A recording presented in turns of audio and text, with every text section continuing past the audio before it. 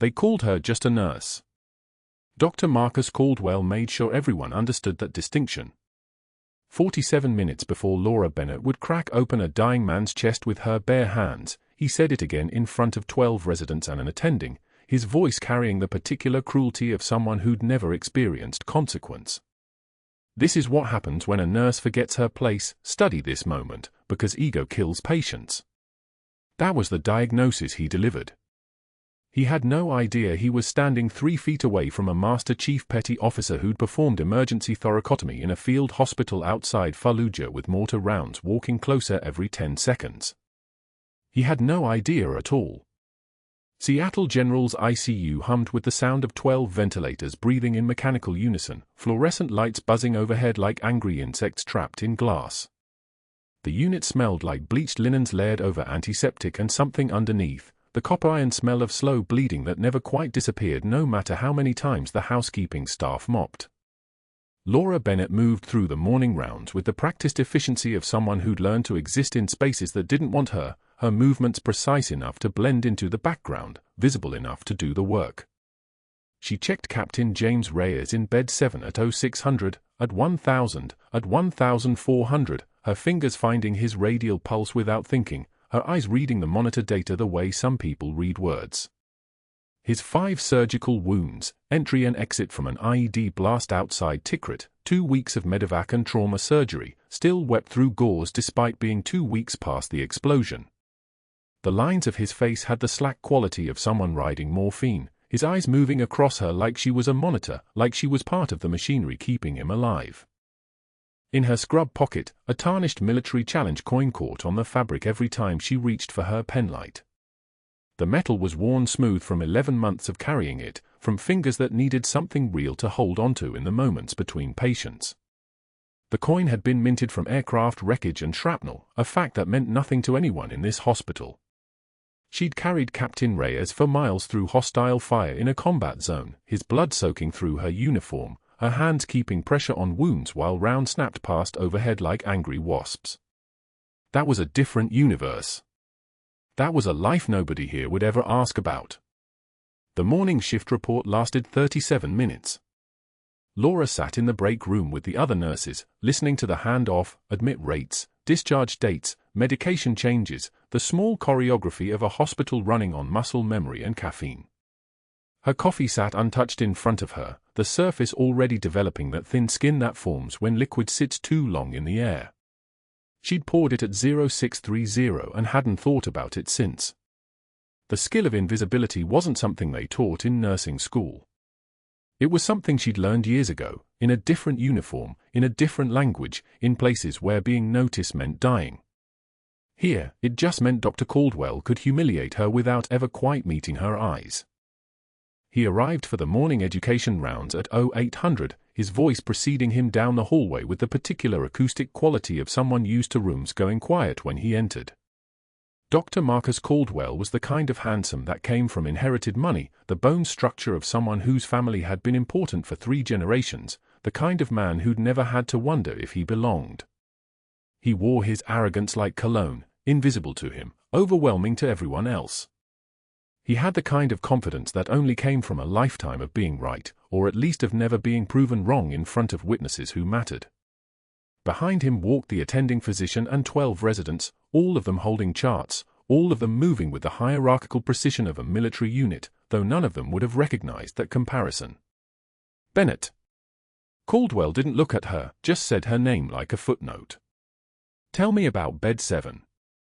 Laura stood. 11 months at Seattle General had taught her that standing was safer than sitting in these moments. Captain Reyes, 53, admitted 14 days ago with blast-related injuries. 5 wounds, 2 through and through. Significant soft tissue damage to left shoulder and upper chest. Currently stable on present antibiotic protocol. Temp trending down. Vitals within normal limits. And you think the protocol is working? It wasn't a question. She'd learned the difference between questions and statements. Questions invited answers. Statements were invitations to disagreement, and disagreement from a nurse was always disrespect. But the lab work from yesterday was sitting in the system with her notes flagged. The cultural results hadn't matched the current antibiotic spectrum, which meant the organism was growing, which meant Reyes had maybe 72 hours before the infection moved from manageable to catastrophic. The morphine was keeping him from feeling it. The monitors weren't going to start screaming for 3 days. I'd recommend checking the culture sensitivities again, Laura said. The sensitivity panel suggests a beta-lactamase positive organism. The current protocol might not be covering the actual infection. She kept her voice level. She kept her hands visible at her sides. She kept her eyes fixed on Caldwell's tie, a silk thing that probably cost more than she spent on groceries in a month, rather than meeting his gaze. This was the choreography of it. This was how you made suggestions without suggesting. How you spoke without being heard as speaking. Caldwell's jaw tightened. His shoulders drew back like he was a dog about to bark. This is what happens, he said, his voice carrying across the unit so that every resident, every nurse, every patient conscious enough to hear could listen in when a nurse forgets her place. Study this moment, because ego kills patience. He turned to the residents with the slow, deliberate precision of an actor hitting his mark. What we're looking at is someone with limited training trying to practice medicine. The antibiotic protocol was designed by myself and the infectious disease team. It was peer-reviewed. It was approved through the hospital committee structure. And this nurse thinks she knows better based on what? 11 months of experience. 2 residents smirked. One of them, a tall guy with the kind of posture that came from crew team in medical school, actually looked away like he couldn't quite meet what was happening. The attending said nothing. The attending never said anything. Caldwell had been at Seattle General for 18 years. The attending had been here for 3. Laura's jaw tightened almost imperceptibly. Not a flinch. Not a tremor. Just the smallest muscular response, the kind you'd miss if you weren't looking for it. She could feel the coin in her pocket like it was burning. For miles. That's what she was thinking about. The exact distance. The exact weight of him leaning on her shoulder, his left arm useless from shrapnel, his blood making her boot slide in the sand. The exact sound of the radio operator behind them saying the medevac was 9 minutes out and the firefight was 3 minutes away. The protocol stands, Caldwell said. Bennett, I'd appreciate it if in the future you consulted the actual physicians before offering your suggestions to the team. It creates confusion. Confusion creates mistakes. Mistakes create dead patients. Are we clear? Yes, doctor. Good. Rounds continue in 2 minutes, people. Let's move. The group moved like a school of fish, turning in unison, flowing toward the next bed, the next patient, the next chance to discuss someone's most vulnerable moment while they lay unconscious or half sedated. Laura stayed still for exactly 3 seconds after they passed. 3 seconds to make sure her hands didn't shake. 3 seconds to make sure her breathing stayed even. Then she turned back to the chart and pulled up the lab work again, her eyes moving across the numbers with the kind of attention most people reserved for love letters. Beta-lactamase positive. The culture was clear. The organism was resistant to the current drug. The patient was going to septic in 72 hours, give or take, and by then it would be too late for nice suggestions about alternative protocols. But that wasn't the worst part. At 11:15, during her break, Laura stood in front of the supply closet doing a count of crash cart supplies that could have been done by anyone, but she was doing it because being in motion was better than sitting still. Her fingers moved across the items, scalpels in descending size order, rib spreaders, hemostats, the kind of equipment that most nurses touched once during their certification training and never thought about again. She knew exactly where each piece was. She'd positioned them this way on muscle memory, without planning to. The scalpel for a thoracotomy was the size 15 blade, kept in the back right corner. The rib spreaders were Finocchietto style, the kind designed for maximum spread with minimum effort. These were details that lived in her hands, not her conscious mind. She was reaching for the penlight to check the battery when she saw it. Captain Reyes's left arm, the one with the 4 line running through the antecubital fossa, the one he favored, the one that caught the light when the nurses repositioned him. There was a tattoo on his forearm. Black ink, faded with age but visible. A single word in English letters, Bennett. Her last name. Tattooed on the body of a man who looked through her like she was furniture. Laura's hand stilled. Just for a moment. Just long enough to register the detail and then file it somewhere that wouldn't show on her face. 11 months. She'd been at Seattle General for 11 months, and Captain James Reyes had been in this hospital for 14 days, which meant he'd been carrying her name on his skin for 2 years at minimum, probably longer. The tattoo had the kind of fading that came from time. From having been there through dust storms and desert heat, and who knew how many field deployments after she'd carried him for miles through hostile fire outside Tikrit. She'd carried him for miles. His left arm had been destroyed, shrapnel through the deltoid muscle, arterial bleeding she'd managed with pressure and improvised tourniquets made from uniform fabric. His weight on her shoulder had been so severe her ribs had bruised, damage she'd hidden during the subsequent medical screening because reporting it would have meant questions. She'd counted the miles aloud, the way you did when the world was falling apart around you and the only thing keeping you vertical was a number. 1 mile. 2 miles. The medevac was close now. 3 miles. 4 miles. The helicopter had landed in a cloud of dust, and the flight crew had taken him from her arms, and she'd watched him loaded onto the aircraft with her hand shaking for the first time in 6 years of deployments. The morphine had stolen his memory of her face. It was written in the medical literature, high-dose opioids, combined with blood loss and trauma, could create amnesia for the hours surrounding the injury. He didn't remember her. But he'd remembered her name enough to mark his body with it permanently. He was looking through her 3 times a day while she checked his vitals, and he had no idea. Laura's fingers resumed their count. Scalpel. Hemostats. Gauze.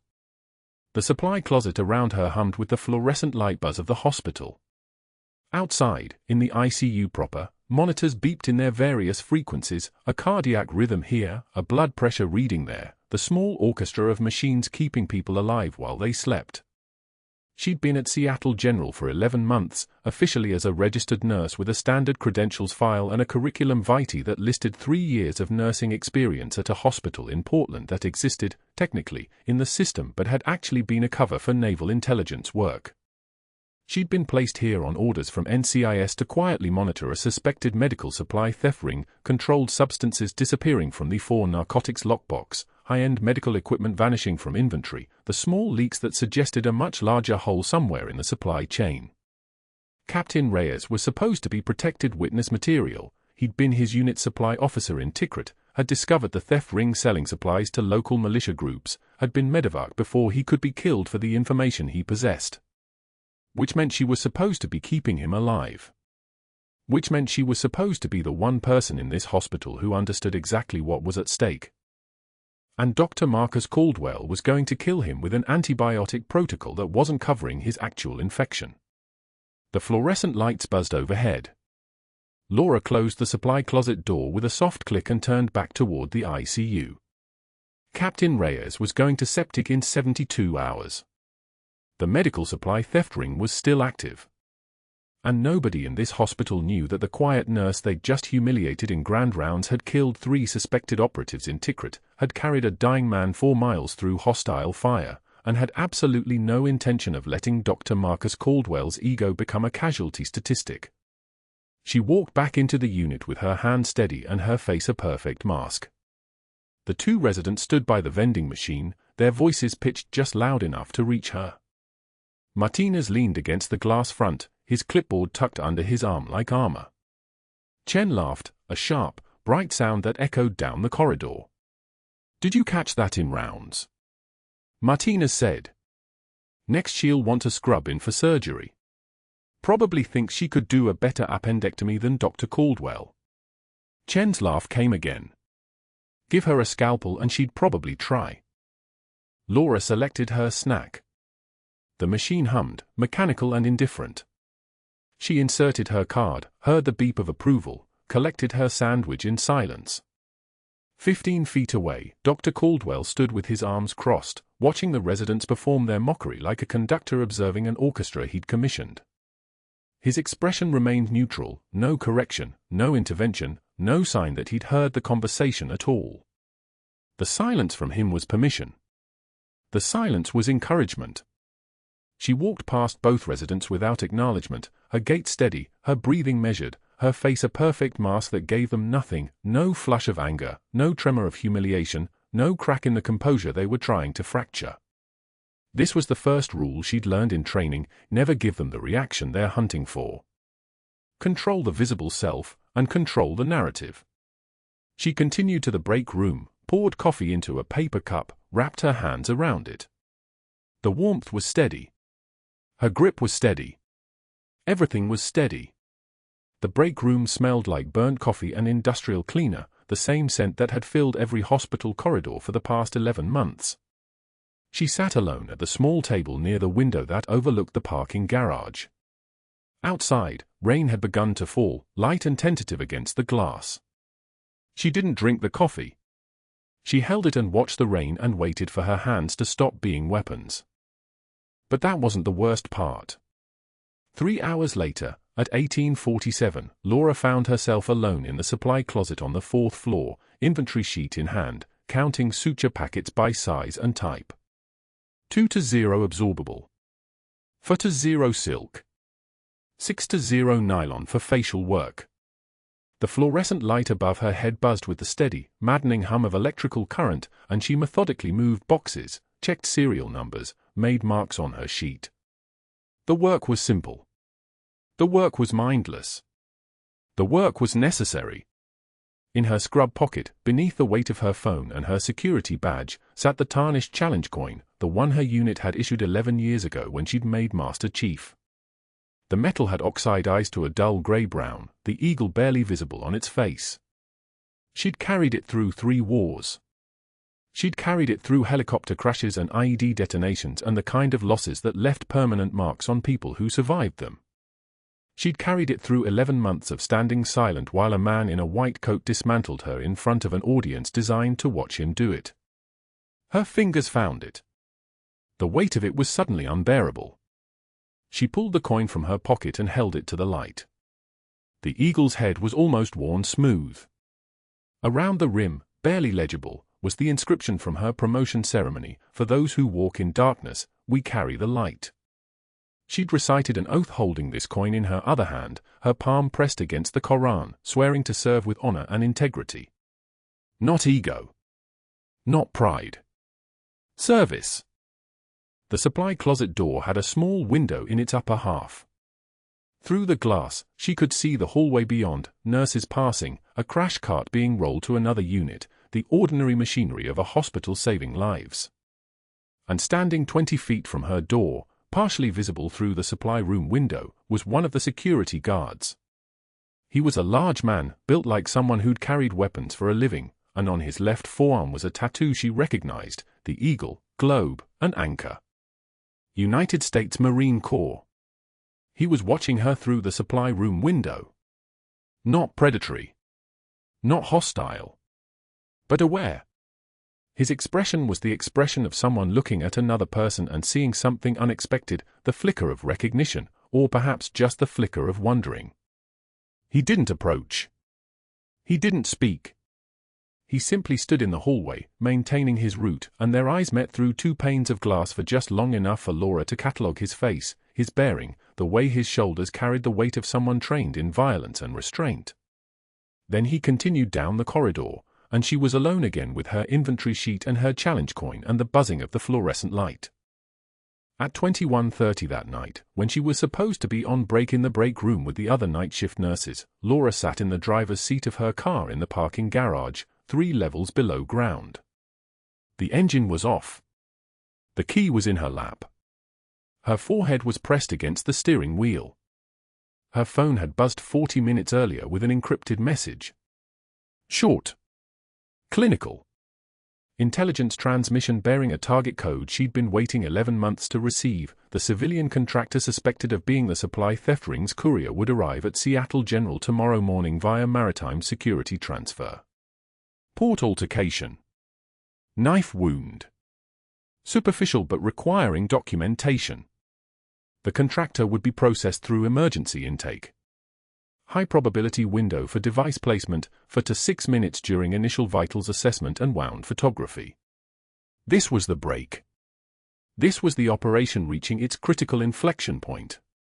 This was everything naval intelligence had positioned her to accomplish. But there was a complication embedded in the message, delivered in the secondary paragraph written in language reserved for tactical conflicts. Captain Reyes was scheduled for discharge Saturday. 72 hours. Once he left Seattle General, her surveillance justification for the placement evaporated. Once he left, she would be reassigned. The destroyer USS Porter was taking on personnel for a 6-month deployment to the Arabian Gulf, and her cover had been scheduled for that roster since her assignment to Seattle General was approved. 3 days to close an 11-month operation. 3 days to identify the supply theft ring's buyers and insert the tracking device before the operation collapsed and she was relocated to a warship. She'd pulled Reyes's chart at midnight, when Caldwell had signed off for the evening. His wound dressing had changed. The drainage was darker now, more viscous, the smell subtly wrong, not infected yet, but moving in that direction. Seroma, maybe. Early cellulitis. The kind of complication that could cascade if it wasn't caught in the window between now and surgical healing. She documented it in clear, precise nursing notes. She'd flagged it for the morning team. She'd done exactly what protocol required and exactly what her training demanded. She'd raised the alarm. Caldwell had countered by scheduling Reyes for discharge anyway. She'd sent the update to her intelligence handler at 0147, mission timeline collapsing, primary target leaving facility 72 hours, secondary target arriving 36 hours, insufficient operational window. The response had come back immediately, execute both before departure. Maintain presence. Do not raise profile. The parking garage camera mounted above her vehicle was recording her stillness. She knew exactly where the cameras were positioned, she'd mapped them on day 4 of her assignment. She knew their blind spots. She knew the security rotation. She knew that at 21:43, the guard currently watching the monitors was changing shift, and for 7 minutes there would be minimal observation of the 4th level. But she stayed in her car with her forehead against the steering wheel, running scenarios where everything fell apart, where Caldwell discharged Reyes before the contractor arrived, where she missed the window, where she got pulled from the assignment before she could close it. In 3 days, she could be on a destroyer in the middle of the Pacific, and the supply theft ring would continue operating, and the buyers would continue receiving controlled substances diverted from hospital inventory, and nobody would ever know that she'd been 48 hours from shutting the entire operation down. The sound of rain intensified against the roof of her car. It hammered down like applause from an audience she'd never wanted, drumming against the metal in a rhythm that matched her heartbeat. She lifted her head. She reached for the ignition. Her shift was over in 90 minutes, and she needed to be at Reyes's bedside for the 0200 vitals check, and she needed to observe the contractor's intake procedure when he arrived, and she needed to maintain the mask, maintain the composure, maintain the fiction that Laura Bennett was simply a nurse at Seattle General who'd been publicly humiliated by her supervisor and had accepted it with the grace of someone who knew her place. The ones who'd seen the worst often gave the most. That was the motto she'd lived by for 11 years. That was the reason she'd walked through hostile fire. That was the reason she'd carried a man 4 miles while mortars landed outside. And that was the reason she was going to sit in a parking garage at 21:47 on a Thursday night, press her forehead against a steering wheel in the rain, and accept that sometimes what you needed to survive and what you needed to accomplish lived in direct conflict with each other. The ignition caught. The engine turned over. She pulled back into the hospital parking structure, found her spot on level 1, and walked toward the elevators. The elevator door slid open on the 4th floor, and Laura stepped into the familiar antiseptic hum of the surgical ward.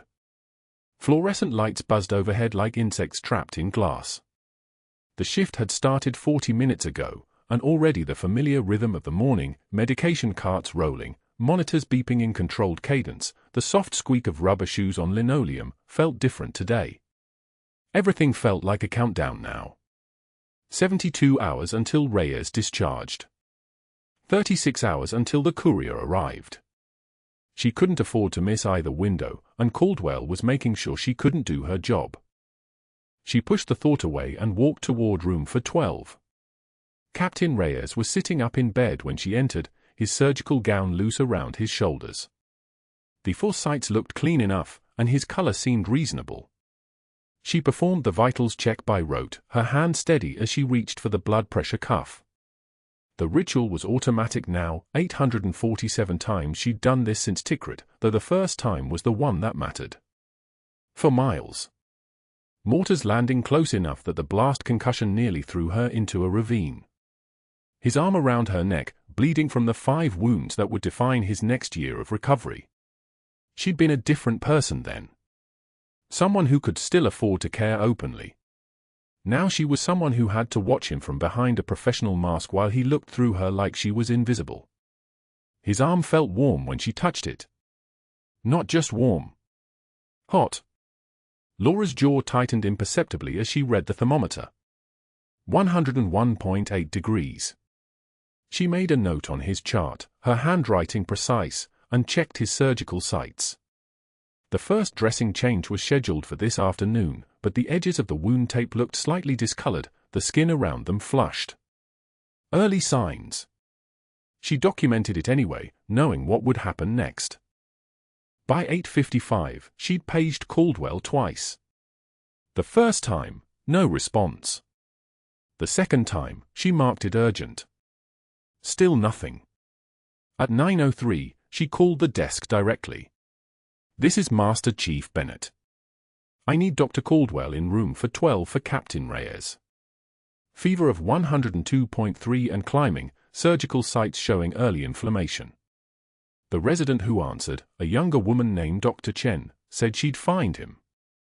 Caldwell didn't arrive.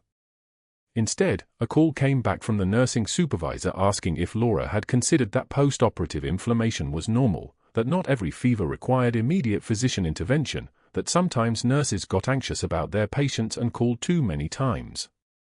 Laura's composure held like reinforced concrete. She said nothing to argue. She simply documented the call, the time, and the clinical observations that contradicted the dismissal. Each notation was a small grenade placed in a careful pile. By 11 o'clock, Reyes's temperature had climbed to 103.1 degrees. Laura changed his dressings for the routine check, and the moment she removed the tape, she knew. The wound edges were pulling apart, microdehiscence, the sutures starting to separate as fluid buildup beneath the surgical site created pressure. The skin was warm to the touch, almost hot, and there was a faint smell beneath the antiseptic, something metallic and wrong. She replaced the dressing with careful precision and went directly to Caldwell's office. He was at his desk, reviewing files, his posture radiating the kind of irritation that comes from being interrupted during important work. Laura stood in the doorway, her voice pitched exactly where it needed to be, not deferential, not commanding. Just factual. "Doctor, Captain Reyes is presenting with septic markers. Fever 103.1 and rising, wound dehiscence beginning at the primary site, skin temperature elevated. He needs surgical re-evaluation before his condition progresses." Caldwell looked up slowly, and there it was, the expression he'd been practicing since she arrived at Seattle General. The one that said he was looking at something beneath him, something that had forgotten its place. He stood, and his height became a weapon, the kind of physical authority that worked on people who didn't have other options. "Master Chief Bennett," he said, using her rank with sarcastic emphasis, stretching each syllable like it was a joke only he understood. "Are you attempting to practice medicine again?" "His discharge stands. We need the bed." The room smelled like expensive cologne and leather chairs. Like the kind of office where decisions were made and people like her existed to execute them, not question them. Laura kept her voice level. "Doctor, his wounds are opening. He needs surgical re-evaluation." Caldwell stepped closer, and when he spoke, his voice dropped so that only she could hear. It was worse that way, the intimacy of the threat, like he was sharing something private with her. "What you need is to remember who makes decisions here. touch his treatment plan again, and I'll have your license reviewed for practicing beyond scope." He didn't wait for a response. He simply returned to his desk and opened another file, the dismissal complete. Laura turned and walked out, her stride unchanged, her face a perfect mask. Only her hands, gripping the medical chart as she descended the stairwell, showed any sign of the calculation running beneath her skin. She'd been wrong about the timeline. Caldwell wasn't just dismissing her concerns, he was actively suppressing them. Not out of genuine disagreement with her clinical assessment, but out of pure institutional ego. He'd made a decision about Reyes's discharge, and admitting error would mean confronting the possibility that she'd been right. His entire worldview depended on maintaining the hierarchy that kept him at the top and everyone else in service. The fever, the wound dehiscence, Reyes's deteriorating condition, none of it mattered as much as protecting Caldwell's decision. Which meant Reyes was going to crash. And when he crashed, the code team would be 3 floors up in another emergency, 5 or 6 minutes away at best. And in those 5 or 6 minutes, a man with a 103.1-degree fever and opening surgical wounds would go into septic shock, his heart rate climbing, his blood pressure collapsing, his organs beginning the cascade failure that ended with a flat line. Laura had seen it before, in the field hospital outside Tikrit, in the ER at Walter Reed, in the statistics she'd memorized during her Navy medical training. Sepsis didn't announce itself. It didn't give you a warning before it took everything. She had 72 hours left with him on her watch, and that number was shrinking. At 1 o'clock, Laura was alone in room for 12 for the routine dressing change. Reyes was dozing, his breathing shallow, his skin flushed against the white pillowcase. She worked quietly, removing the tape from the first surgical site with careful precision. The wound was worse. The sutures were definitely separating, fluid seeping through despite the antibiotics that should have controlled the infection. She was halfway through the second dressing change when his body made the decision for both of them. Reyes's eyes flew open and his chest heaved as if someone had just removed a weight from his lungs. His hand grabbed the mattress, and she saw the moment the pain hit him, a sharp inward breath, followed by confusion. His blood pressure was dropping, she could see it in the slight graying of his lips, the sudden sheen of sweat across his forehead. Laura moved the blood pressure cuff into position with her left hand while her right reached for the monitor. 110/70. Then 95/60, the numbers falling like dominoes. Her eyes tracked the heart monitor, watching the rhythm fracture. The neat rows of spikes began to stutter, breaking into something irregular, something wrong. 80/50. The monitor showed a run of V-tach, dangerous, wrong, lethal if it continued more than a few seconds. His blood pressure had disappeared into chaos. Flat line. The sound was silence. The absence of the beeping that meant alive, meant functioning, meant time. The room seemed to contract around that absence. Laura's hand moved to the code button before her brain caught up with her body's calculation. She pressed it, her voice steady as she called out the room number and the code status.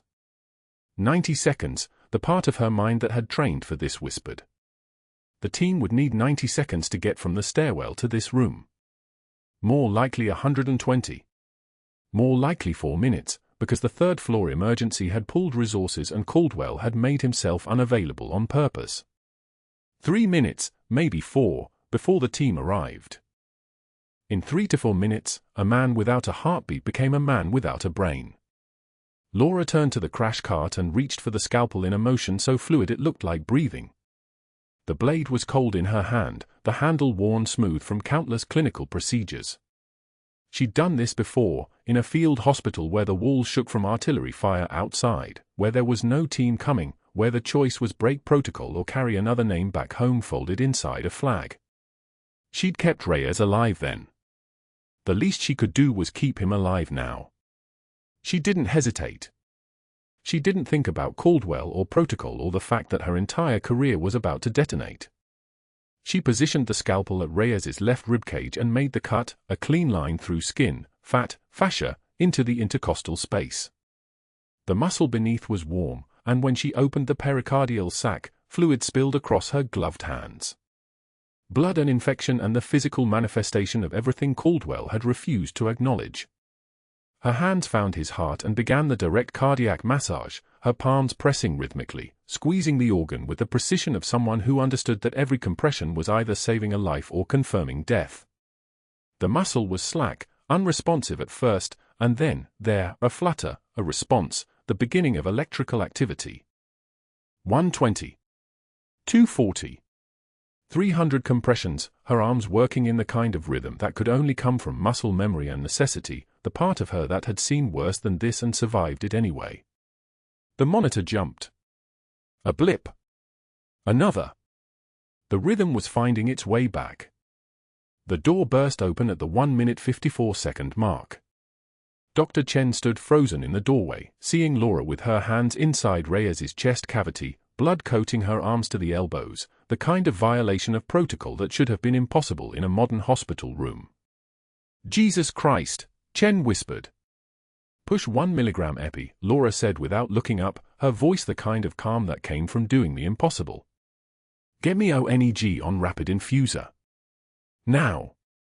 The sinus rhythm climbed higher on the monitor. Reyes's heart was coming back. His heart stuttered once on the monitor. Then again. Then the line went flat. Laura didn't hesitate. She tore open Reyes's gown, the fabric came apart like tissue paper under her fingers, and grabbed a scalpel from the crash cart. The metal was cold and absolute in her palm. No one moved to stop her. No one moved at all. The blade went between his ribs with the kind of precision that only comes from doing this before, in a place where morphine and hesitation both got people killed. Fourth intercostal space. Left anterior axillary line. The incision was clean, practiced, executed with the composure of someone who'd performed field surgery while artillery shook the tent around her. Blood spilled across her hands. She didn't flinch. Her fingers found the pericardium and tore it open, a wet, soft resistance that gave way under pressure, and then she was inside his chest cavity, her hands cradling his heart like something that belonged there, something she'd been trained to save in a dusty hospital outside Tikrit with the sound of rotor blades overhead and the knowledge that she had maybe 90 seconds before he was gone forever. Direct cardiac massage. Her fingers compressed his heart in a rhythm she'd learned years ago, the same rhythm she'd used on a kid with shrapnel embedded in his left ventricle, the same rhythm that had brought back for soldiers who should have stayed dead. 70 compressions per minute. Smooth. Controlled. Her hands moved like surgical instruments, like muscles and bone that had been built specifically for this moment. Reyes's chest heaved. His heart contracted under her palms. The monitor climbed. 70 beats. 85. A sinus rhythm returning like a ghost coming back to the living world, hesitant, then stronger, then solid. His oxygen saturation crawled upward, 64%, 72%, 88%. The crash team burst through the double doors at exactly the moment his heart came back on its own. Dr. Caldwell shoved through them like a man possessed, his face purple with something that looked almost like apoplexy, his voice a roar that made the fluorescent lights seem to flicker. "What the hell have you done? What the hell have you done?" He grabbed Laura's shoulder and pulled her away from the table with enough force to spin her half around. Her blood-covered hands came up automatically, muscle memory, combat reflex, the kind of training that never leaves a person, but she didn't swing. She didn't fight back. She simply stepped away, the blood dripping from her wrists in a steady rhythm, one drop, then another, marking time on the tiled floor like a clock counting down. "His heart stopped," she said. Her voice was absolutely flat. Calm in the way that made people instinctively trust her. "He'd be dead." "You are a nurse," Caldwell screamed. His saliva hit the sterile field. His hands were trembling. "You are a nurse, and you do not perform thoracotomies. You do not make that call. You do not touch a scalpel on my patient."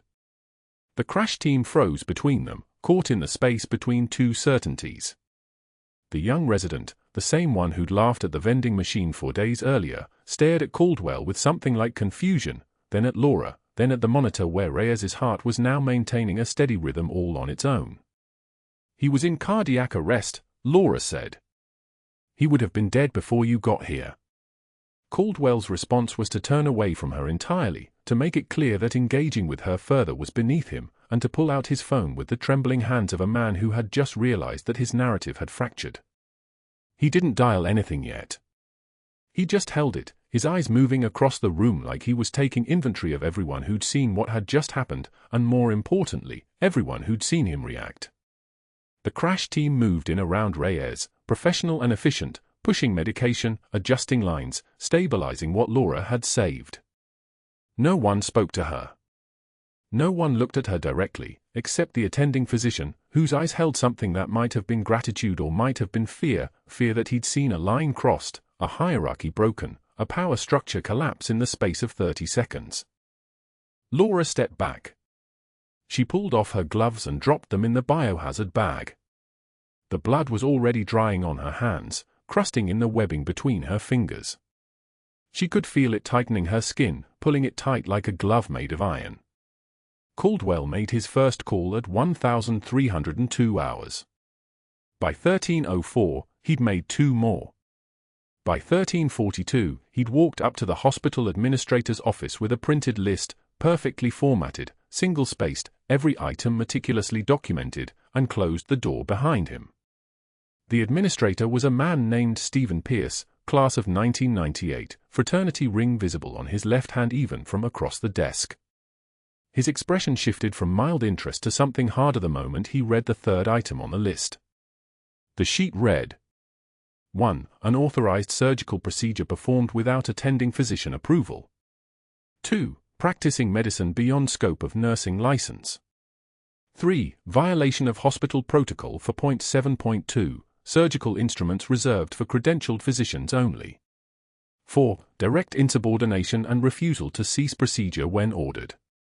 5. Gross negligence in patient care protocol and chain of command violation. Every single item was technically correct. Every single item was also lethal. How long? Pierce asked. Since I had to physically remove her from the table, Caldwell said.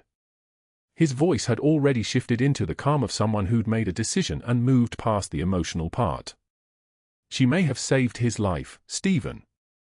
But she broke every rule we have, and if we don't terminate her, every malpractice insurer in the state is going to walk. Pierce was already reaching for his phone. At 13:47, he called 2 board members by name. Both were men Caldwell had golfed with. Both owed him favors. Both sent emails within 6 minutes saying that they supported immediate termination for patient safety and risk mitigation purposes. At 14:01, a human resources representative appeared at Laura's locker with a cardboard box and a termination letter that had been prepared with impressive speed. At 14:45, a security guard, not the Marine, someone older, someone uncomfortable with his job, appeared with the box fully packed and a request that she clear out her personal items. Her ID badge was already deactivated. She could feel it the moment she tried to swipe into the staff lounge, the little red light that meant you didn't belong here anymore. At 17:05, she was escorted through the lobby by the same security guard, past the nurses' station where 3 people suddenly became very interested in their computer screens, past the residents' lounge where whispers erupted the moment she passed. One resident, not the one from the vending machine, someone she'd never even spoken to, said something about scope of practice and the dangerous precedent. She didn't turn around. The parking garage was cool and echoless, her footsteps the only sound besides the distant hum of air handlers. She found her car, a 10-year-old Subaru that she'd paid cash for because carrying a loan was stupid when you didn't know if you'd make it to next month, and sat in the driver's seat with the door open, the key in her hand, unable to turn it. 6 years. That's how long she'd been doing this. 6 years of cover identities, 6 years of surgical masks and hospital protocols, 6 years of sitting in break rooms while people talked about their kids and their mortgages and their normal lives. 6 years of sleeping with a pistol under her pillow and a burner phone clip to her mattress spring. 6 years of trying not to get anyone killed. 3 confirmed kills in Tikrit. 2 hostage extractions. For combat deployments before this, which meant combat and more combat and the kind of exhaustion that doesn't have a bottom.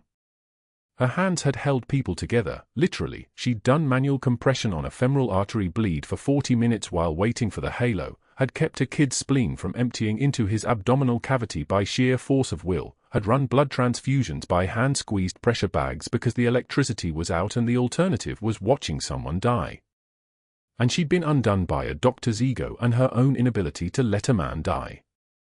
The challenge coin was on her dashboard, placed there this morning because she'd needed the weight of it, the reminder of who she actually was beneath the scrubs and the deferential voice and the carefully constructed identity that bent the knee to people like Caldwell.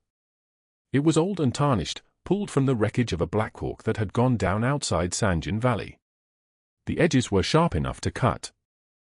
She picked it up and pressed it into her palm. The metal was warm from the afternoon sun streaming through the windshield. It left a mark on her skin, a temporary imprint that would fade within minutes. Everything faded. Everything got worn smooth eventually. The roughest edges became rounded. The sharpest points became dull. That's what happened when you carried something long enough. The parking garage lights came on automatically, fluorescent and harsh, turning everything silver blue and hospital-colored even here in her own car. She pressed her forehead against the steering wheel and breathed, counting the seconds because counting the seconds was easier than thinking about what came next. 41 seconds. That's how long she sat there before her phone vibrated against the center console. She didn't reach for it. The vibration stopped. Then started again immediately. Then stopped.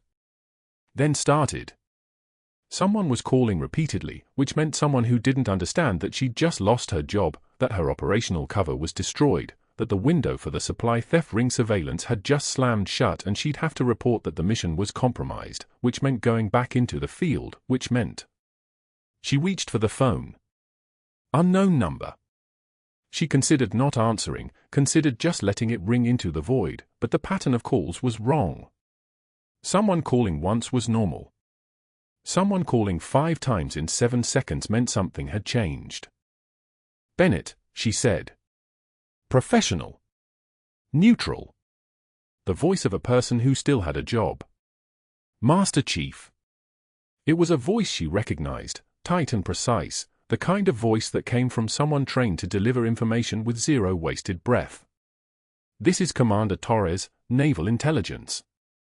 We need you at Seattle, General. Now. Code Amber.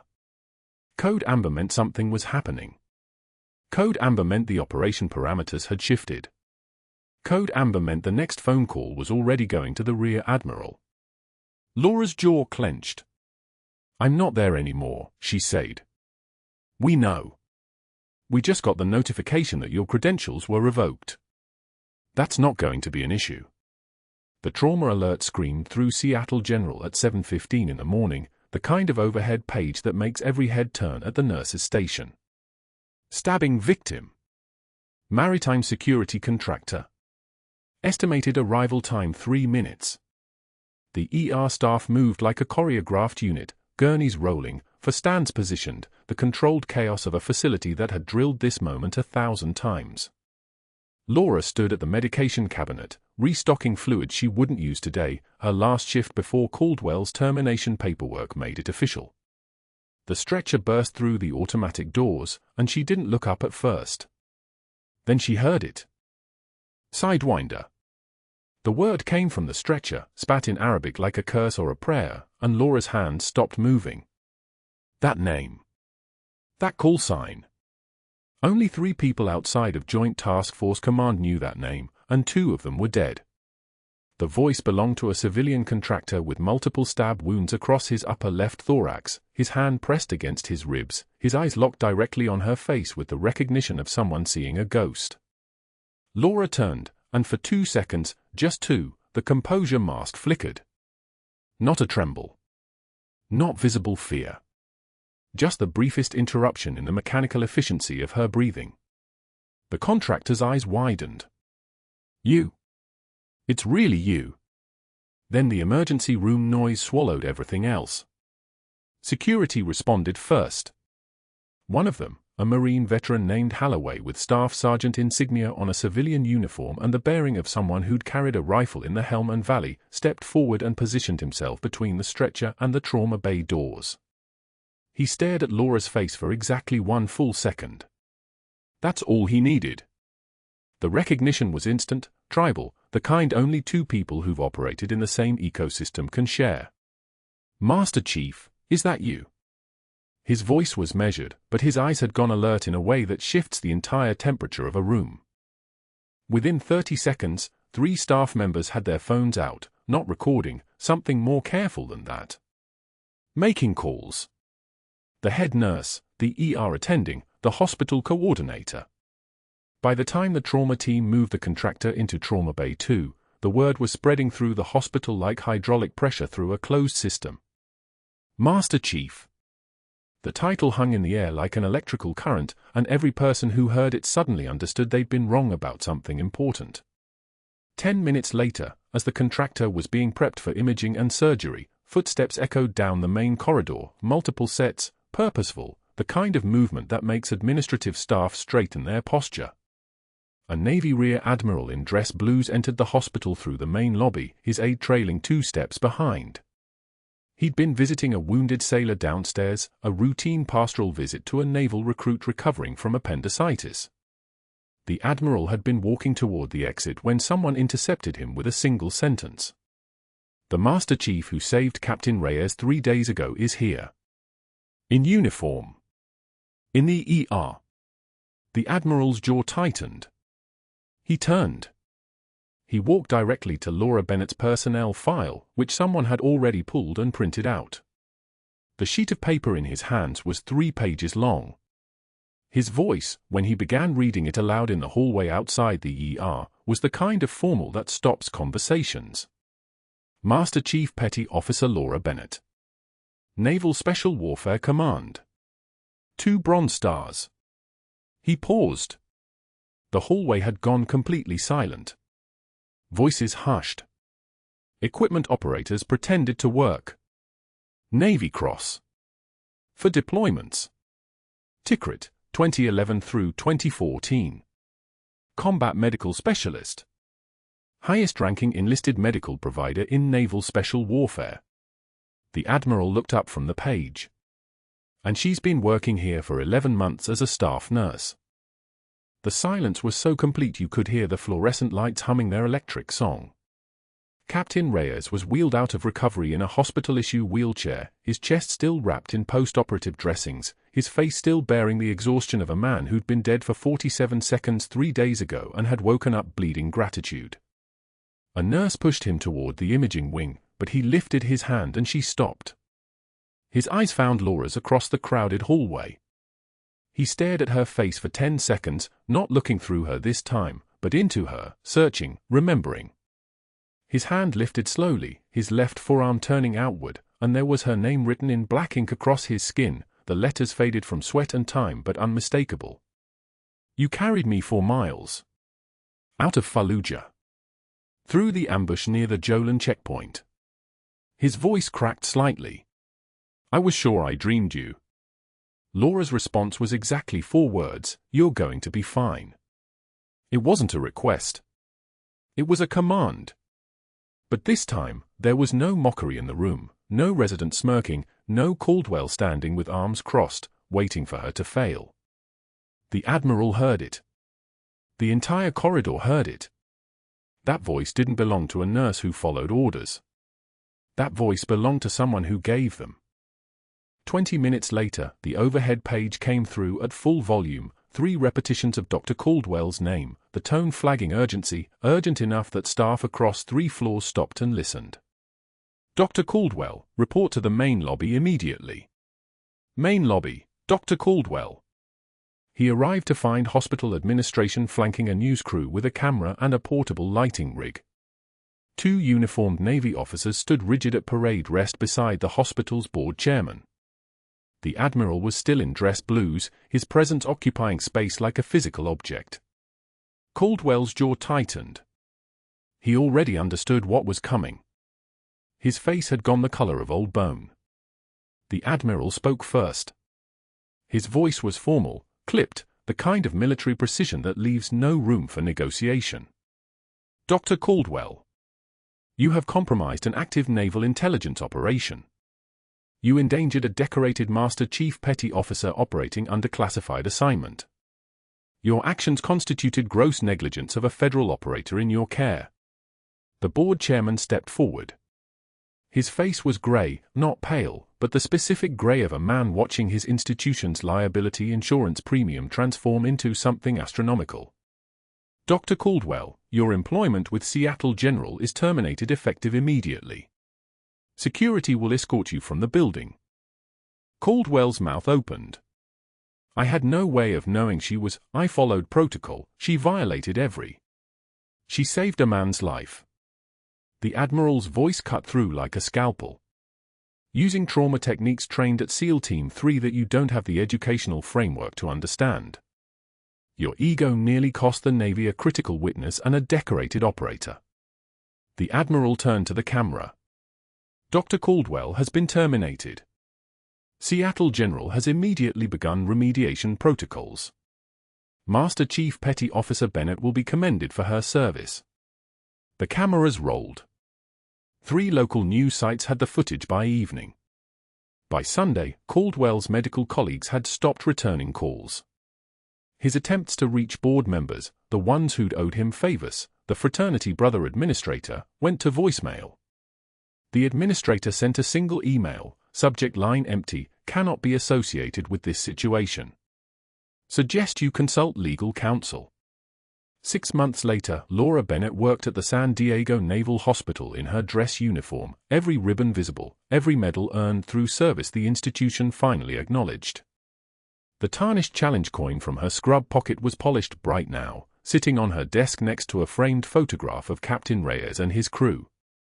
She stood forth from the left, her face clear, her identity visible. No longer hidden. No longer dismissed as just a nurse. An envelope arrived that afternoon with no return address. Inside was a single photograph, Dr. Caldwell teaching CPR certification at San Diego Community College. 11 students, all of them checking their phones. Caldwell's hands positioned on a plastic dummy's chest. His expression hollow. The hourly wage posted in the college syllabus visible in the background, $18 per hour, contractor status, no benefits. Laura studied the photograph for 5 seconds. Then she filed it away without comment. That evening, a young Navy corpsman, fresh from basic training, nervous, struggling to insert and approached her for guidance. Laura walked him through it, her voice patient, her hand steady as she guided his. Steady pressure. You've got this. The 4 went in clean on the first try. The corpsman looked up, grateful, confused by the calmness, the precision, the way she made impossible things seem routine. Laura Bennett smiled slightly. She told him what her first combat instructor had said in the field hospital outside Tikrit, the night before the ambush that took Reyes out and left her carrying him through hostile fire. The ones who have seen the worst often give the most. The corpsman nodded, not understanding yet. But he would. Outside the hospital windows, the San Diego sun descended toward the Pacific. Somewhere across the city, in a community college parking lot, a disgraced doctor sat in his car with both hands on the steering wheel, staring at nothing, trying to remember when his career stopped belonging to him and when his voice stopped meaning anything at all. If you've made it this far, you already know the truth about the quiet people in the room.